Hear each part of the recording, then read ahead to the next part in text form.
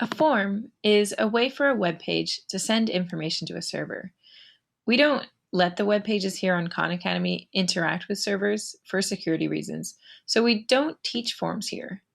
But now that you are learning JavaScript to manipulate web pages, I can show you how to use JavaScript to process form elements instead of having to send them to a server. I've set up a bunch of form elements on this page to find out the user's name and their language. And I want the web page to say hello to the user in their language once they click this button. The first step is to store the button element in a variable. So we'll just say document.getElement by ID button. The next step is to define the event listener function. On button click equals function. And then inside of here, we'll just start with having it append a message. So document.getElement by ID message. We have a nice little message div. And we'll just text content plus equals you clicked me. Thank you so much. A very grateful div. Finally, step 3, we will add the event listener to the button so that it calls that function when it's clicked. So click, on button, click. Pause the talk through now and see for yourself that it works like you expected. Now, let's make it actually say something based on what's in the form. We need to figure out how to get whatever the user typed in the name input field. Let's make a variable for it. So var name equals document dot get element by ID, since it had an ID. So we've got that there. Let's make a new string for the greeting and concatenate the name with it. So var greeting equals hey yes, that's my favorite greeting, plus name. Okay, so we've got a string plus whatever's being stored in that variable. And now this here, this text content, should actually be greeting. Let's see, that looks right. We found the name input, we made a greeting string, and we appended it to the div. Pause the talk through and see if it worked. Not quite, right? Did you see heya's object, or heya's object element? Assuming that your name isn't object, and no offense if it is, that's a great name, that means that something's wrong.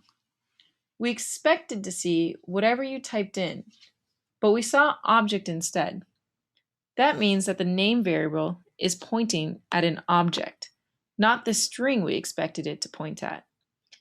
Maybe you've already figured out the problem. We stored the whole element object inside the name variable.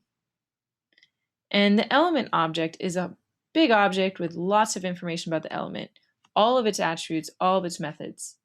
To find out what the user typed in, we have to access a particular property of the element, the value. I'll just go ahead and type value, and that should fix it.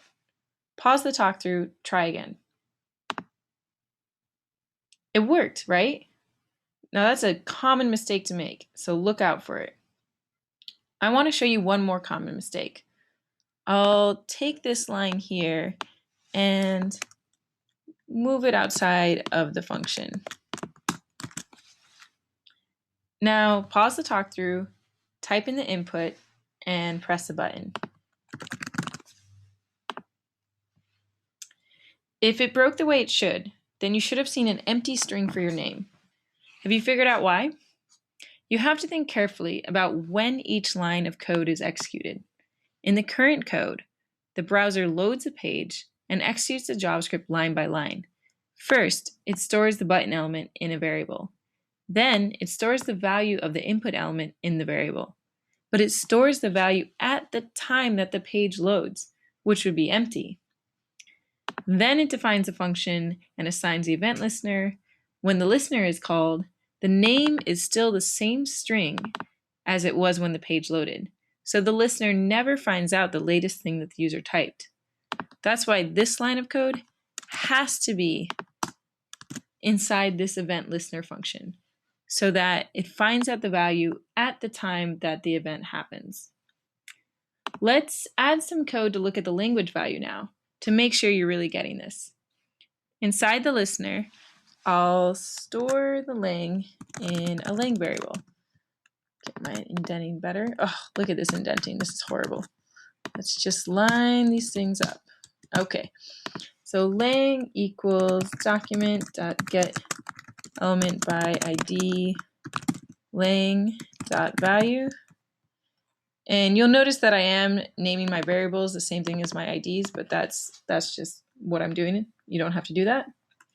Now I want to output a different message based on what language they picked. Notice the value isn't what's shown in the dropdown. It's the value attribute in the HTML. So lang should be either en, es, or plt. So that means if lang equals es, then the greeting should be hola. Let's go ahead and make this greeting variable here. So then greeting be hola plus the name.